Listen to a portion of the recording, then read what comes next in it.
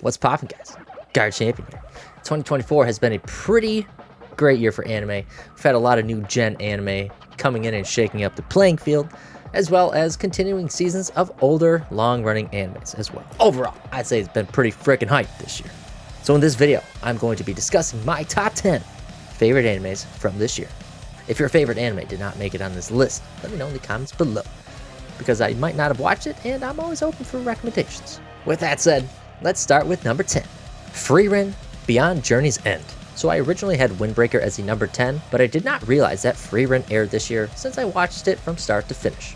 Frieren was an enjoyable watch and pretty wholesome. You get to see her and other characters developing as they progress through their journey. For me, character development and backstories are things I tend to really enjoy with anime, so it was good in that department. The emotions felt during this is also why I changed up the rankings last second, as it was a roller coaster of emotions. I experienced sadness, joy, excitement, and it all played into the ranking of this, making it more memorable. Next up is number 9, the Suicide Squad Isekai. The premise is pretty simple. A handful of DC villains get sent to another world. I'll be real with you guys, I only watched this one because my girl Harley Quinn. I really enjoy her character and how she's depicted across the franchises. So yeah, just me being a weeb.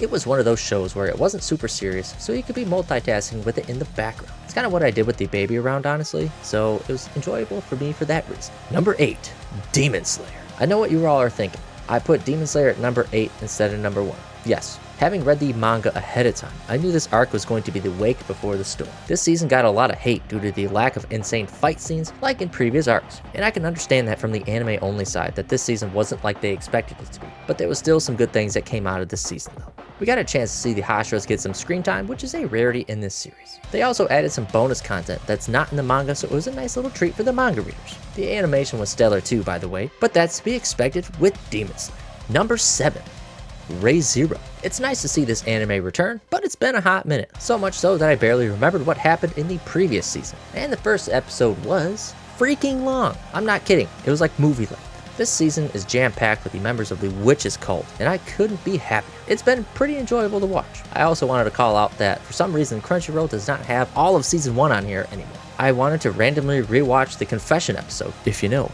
you know, and it wasn't there. So yeah, the fact that I had to remember what happened in previous seasons and had to go back and skim the details of the previous season was just too much work, and so it's higher on the list because of that. Number 6, Solo Leveling. This anime was being hyped up beyond belief, so I had to see what it was all about. I thought it was alright at first, but once Sung Jin Woo started getting super strong, shit got real. It was a pretty hype show, and I was excited to watch it every week. Number 5, Delicious in Dungeon. This kept popping up whenever I go on Netflix and kept it in the back burner for later on. After seeing a video with one of the voice actors in it, I was in shock because it was the voice of Senji and it was a YouTube I used to watch. So I started watching this because of that, and it was along the same lines as the Suicide Squad Isekai. Easygoing, not super serious, it was quite funny, and a good one to listen to while you're doing something else. Then all of a sudden shit gets real, and it caught me off guard. The unexpected swept me off my feet, and I fell pretty hard for the show after that. Number 4, Blue Lock.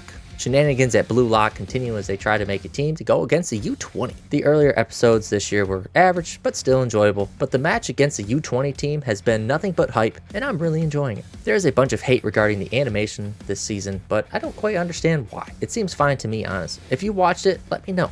Maybe I'm just too hyped up from the contents, and I'm not focused on the animation. Number 3, Kaiju number 8.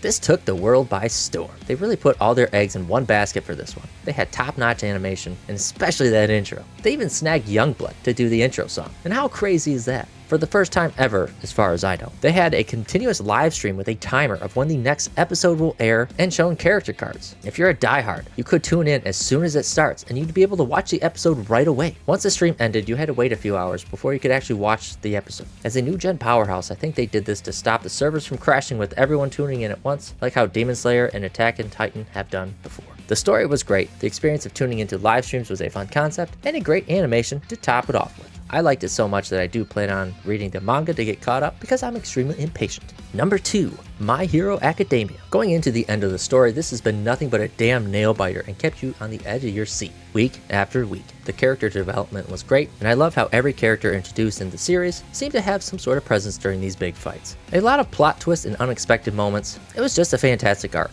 and it's not even done with yet. It was nice because the series felt stale to me for a while, but I'm glad I picked it back up again because it was worth it. And finally, the best anime of the year, Dan to Dan. The internet was raging after the first episode, so I checked it out. All I'm going to say is that there is a meme that exists where it addresses you watching anime alone, and when your mom walks by, replace the mom with the wife, and here she goes thinking I'm watching some hentai.